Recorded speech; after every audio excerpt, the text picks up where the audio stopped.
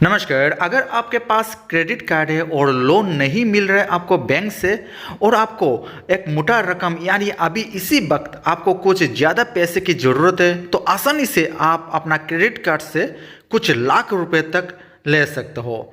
और व्यूवर्स से credit card से अगर आपने इस महीना पे ज़्यादा पैसा एक्सपेंड कर लिया, ज़्यादा खर्चा कर लिया और इस महीना पे आप अपना आउटस्टैंडिंग बिल चुका नहीं पा रहे हो तो ये अमाउंट आप ईएमआई के थ्रू कन्वर्ट कर सकते हो। तो इन सब प्रोसेस में आप लोगों को दिखाने वाला इसी वीडियो के दौरान, और साथ ही अपना आउटस्टैंडिंग जितना है एक क्रेडिट कार्ड से दूसरा बैंक का क्रेडिट कार्ड पे आप ट्रांसफ़र भी कर सकते हो आसानी से। चलिए मैं आप लोगों को दिखा देता हूँ इन सब का प्रोसेस क्या है। उससे पहले व्यूअर्स, अगर आप लोगों ने इसी चैनल को अभी तक सब्सक्राइब नहीं किया तो सब्सक्राइब कर लीजिए एंड वीडियो को लाइक तो कर दीजिए भाई। तो फ्रेंड्स, क्रेडिट कार्ड ओपन होने के बाद यहाँ पे नीचे आप देखिएगा कुछ मेनू पे ईएमआई एंड मोड लिखा आ रहा है, इस बटन पे आप क्लिक कीजिएगा। इसके बाद आपके सामने नेक्स्ट पेज ओपन होगा। यहाँ पे देखिए बैलेंस ट्रांसफर कर सकते हो, जितना आपने खर्चा किया था जितना अमाउंट हो उसी अमाउंट को आप दूसरे क्रेडिट कार्ड पे, दूसरा बैंक का जो क्रेडिट कार्ड है उसी क्रेडिट कार्ड पे आप ट्रांसफर कर सकते हो। उसी क्रेडिट कार्ड के द्वारा आप अपना पेमेंट हर मंथली आप पे करवा सकते हो। ये भी बैलेंस ट्रांसफर कर सकते हो आसानी से। एंड एन कैश यानी एन कैश कितना आप लोन ले सकते हो, कितना आपको पैसे की जरूरत है, ये सब आप ले सकते हो। मैं आसानी से दिखा दूंगा आप लोगों को। उसके बाद एन कैश इनलाइन, इसके बाद यहाँ पे देखिए फ्लेक्सी पे।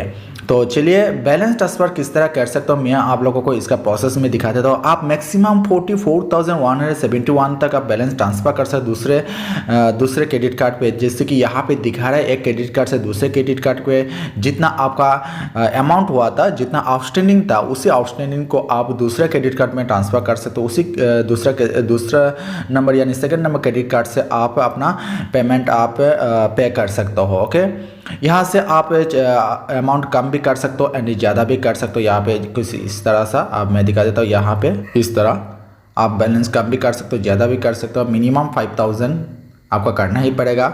ओके, यहाँ पे नीचे बैलेंस ट्रांसफर ईएमआई आप सिलेक्ट कर सकते हो। उसके बाद आप नीचे कंटिन्यू बटन पे आप क्लिक कीजिएगा।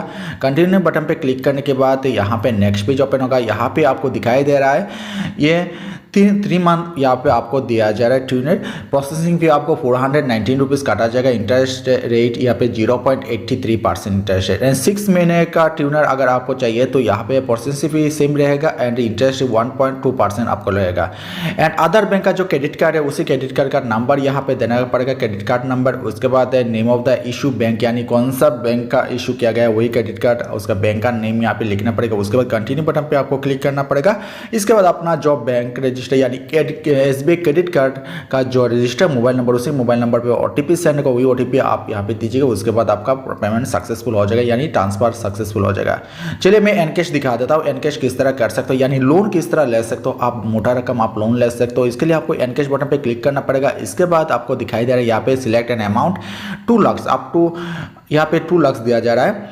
2 लाख आप लोन ले सकते हो आसानी से।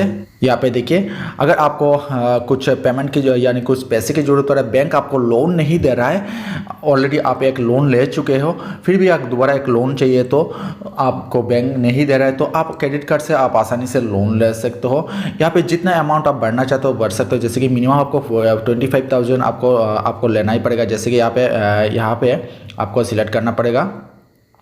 इस तरह आपको सिलेक्ट करना पड़ेगा कितना आप लेना चाहते हो। मिनिमम 25,000 तक लेना पड़ेगा।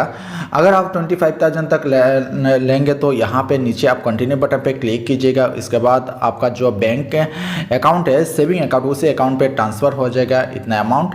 यहाँ पे देखिए प्रोसेसिंग फी ट्यूनर, यहाँ पे अगर आपको 24 मंथ अगर आप सिलेक्ट करेंगे तो प्रोसेसिंग फी 500 प्लीज देना पड़ेगा। उसका इंटरेस्ट रेट 15.5% देना पड़ेगा। ओके, टोटल ईएमआई रहेगा 1,218 रुपीज़ यानी 1,200 रुपये, अप्रॉक्स 1,200 रुपये आपको ईएमआई देना पड़ेगा। इसके बाद आप कंफर्म बटन में क्लिक कीजिएगा। कंफर्म बटन में क्लिक करने के बाद आपका बैंक रजिस्टर मोबाइल नंबर पे ओटीपी सेंड होगा, वही ओटीपी आपको यहाँ पे देना पड़ेगा। उसके बाद आपका पेमेंट यानी जितना कैश आपको चाहिए सर अपना बैंक अकाउंट सेविंग अकाउंट पे ट्रांसफ़र हो जाएगा कैश। ओके, इसके बाद चलिए आपको मैं दिखा देता हूँ। यहाँ पे अगर आपने क्रेडिट कार्ड से कुछ खर्चा किया है, ज़्यादा अमाउंट हो चुका है, बिल भर नहीं पा रहा हूँ। जैसे कि मेरा यहाँ पे देख सकते हो, यहाँ पे कुछ अमाउंट यहाँ पे लगभग 20,000 हो चुका है, यहाँ पे 20,000 टोटल आ चुका है। तो 20,000 मैं भर नहीं पा रहा हूँ। इसके लिए आप अलग अलग पेमेंट आप सिलेक्ट कर सकते हो। जैसे कि आप ये वाला आप सिलेक्ट कर सकते हो। जैसे कि एक बार मैंने परचेज किया था 15,000,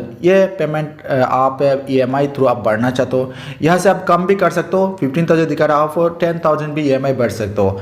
तो टोटल 15,000 आ रहा है मेरा। तो ये 15,000 में EMI थ्रू कटिंग करना चाहूँगा। तो यहाँ पे सिलेक्ट कीजिएगा कंटिन्यू बटन पे क्लिक करने के बाद। इसके बाद आप कितना महीना आप ये देना चाहते हो, EMI देना चाहते हो।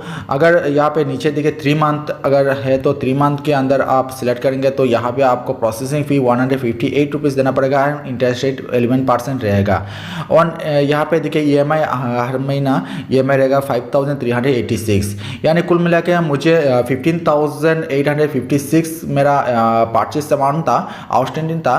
तो कुल मिला के मुझे 1,000 रुपीज़ ज़्यादा देना पड़ रहा है 3 महीने के अंदर। EMI थ्रू अगर मैं ये पेमेंट कटिंग करवाऊंगा तो मुझे 1,000 ज़्यादा देना पड़ेगा। ओके, तो भी अच्छा तो है। इसी तरह आप आसानी से 1 मिनट के अंदर लोन ले सकते हो, कोई भी बैंक विजिट करने की कोई ज़रूरत नहीं।